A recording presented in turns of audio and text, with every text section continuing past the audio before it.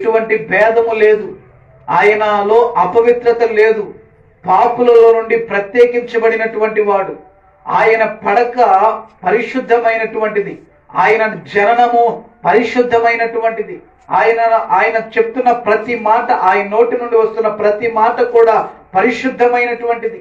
ఆయన తలంపులైనను, ఆయన ఆలోచనలైనను, ఆయన పడకలోనైనను కామ క్రోధ మత మత్సరములు లేని పరిశుద్ధుడు మనం ఆరాధిస్తున్నటువంటి దేవుడు. హల్లెలూయా.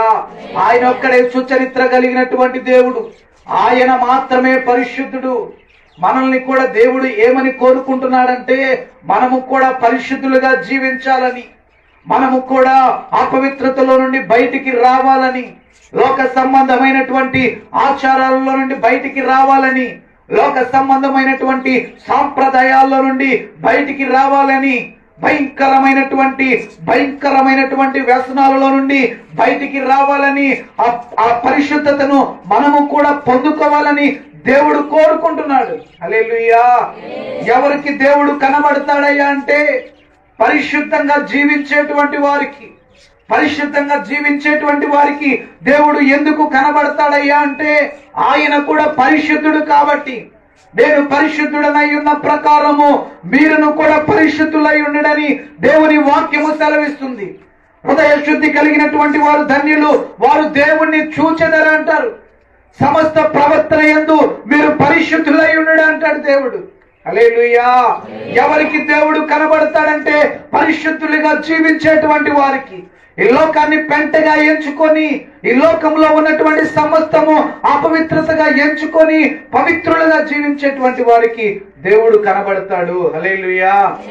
చెప్పండి హల్లెలూయా. దేవుడు ఎవరికి కనబడతారయ్యా అంటే, పరిశుద్ధులుగా జీవించేటువంటి వారికి. ఎవరు ఆ పరిశుద్ధులంటే, భయంకరమైనటువంటి చీకటిలో నుండి, చీకటి సంబంధమైనటువంటి క్రియలలో నుండి బయటికి వచ్చినటువంటి వారే పరిశుద్ధులు. నేను మిమ్మల్ని పరిశుద్ధులుగా ఉండటానికి, చెప్పండి, మీరు పరిశుద్ధులుగా ఉండుటకు పిలవబడితిరి. ఎందుకు పిలువబడ్డారంట? పరిశుద్ధులుగా. పేతురు పత్రికలో కనుక మనం చూస్తే, చీకటిలో నుండి ఆశ్చర్యకరమైనటువంటి వెలుగులోనికి మనము పిలిచాడు. చీకటి అనగా శాపం, చీకటి అనగా పాపం, చీకటి అనగా భయంకరమైనటువంటి వ్యసనాలకి సాదృశ్యంగా ఉంది. మనం కనుక గమనిస్తే, చీకటిలో నడుచుతున్నటువంటి ప్రజలంట ఏం చూశారంటే, వెలుగుని, గొప్ప వెలుగుని చూశారు. ఎన్ని వాక్యాలు రావా మీకు? వాక్యాలు వచ్చారా?